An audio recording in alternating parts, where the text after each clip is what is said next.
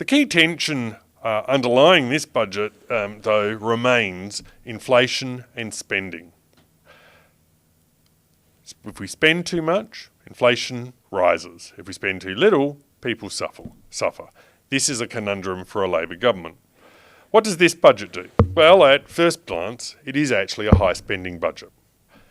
Underneath that, though, there's also an attempt to try to slow the growth of some of the fastest rising costs in the system, especially the National Disability Insurance Scheme.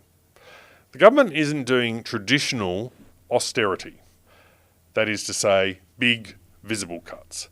That's not the Labor way, and it's certainly not politically viable for them to engage in it. What they are doing is something a little bit more politically subtle.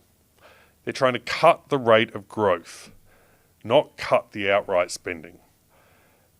This isn't just about cutting government services, it's about slowing how fast they expand. At the heart of this government's cost control agenda, the NDIS, now one of the fastest growing parts of the budget, is seeing a rapid expansion in participants, costs rising faster than the economy, and long-term fiscal risk. Left unchecked, it becomes structurally unsustainable. But instead of cutting payments directly, the government is trying to tighten eligibility, reduce cost blowouts, and cap growth. This is containment, not dismantling of the scheme. And that's where the contrast would be to swinging cuts and austerity measures. Because the NDIS isn't being cut, it's being restrained before it becomes politically untouchable and before it becomes financially uncontrollable. It's a similar approach to how the government undertook aged care reform in the last parliament before the election, which were backed by the coalition at the time. And it's interesting to hear that the coalition are planning to back these measures also. The question, of course, will be, is it enough? Economically, slowing NDIS growth is essential because it's crowding out other spending and it's adding long-term pressure to government debt. From this perspective, these changes may actually be too cautious. Critics will say the government has avoided deeper structural reform and kicked major decisions down the road.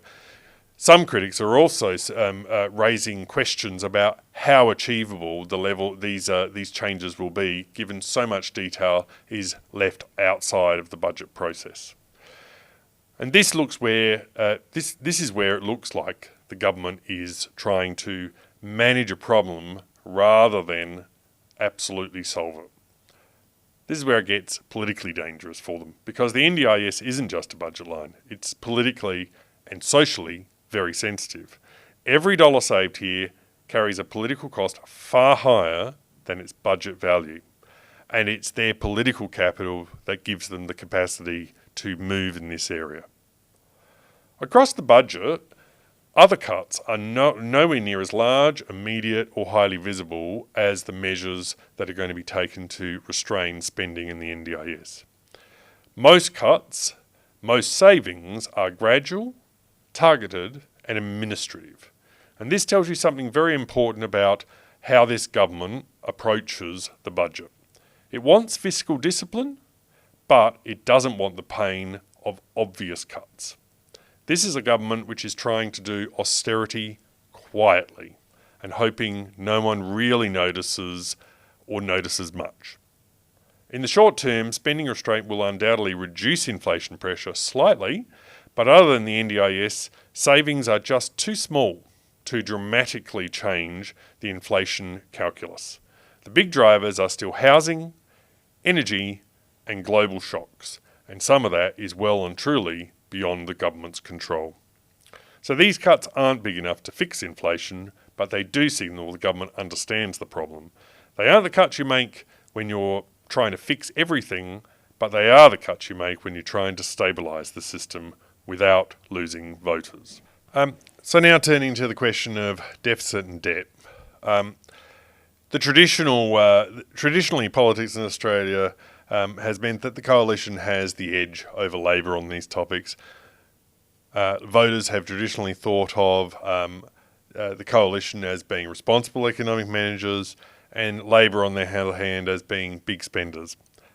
However, everything in politics is being a bit flipped at the moment. This is actually the first of the 5 Albanese Labor government's budgets that will actually deliver a deficit. 4 surpluses in a row prior to that. That's an extraordinary change in the traditional narrative. So while we are seeing a deficit now, it's still going to be smaller than what it was or would have been under the former coalition government's policy settings. And the tax changes the government are proposing to implement in this budget do result in further tempering of the debt trajectory into the future.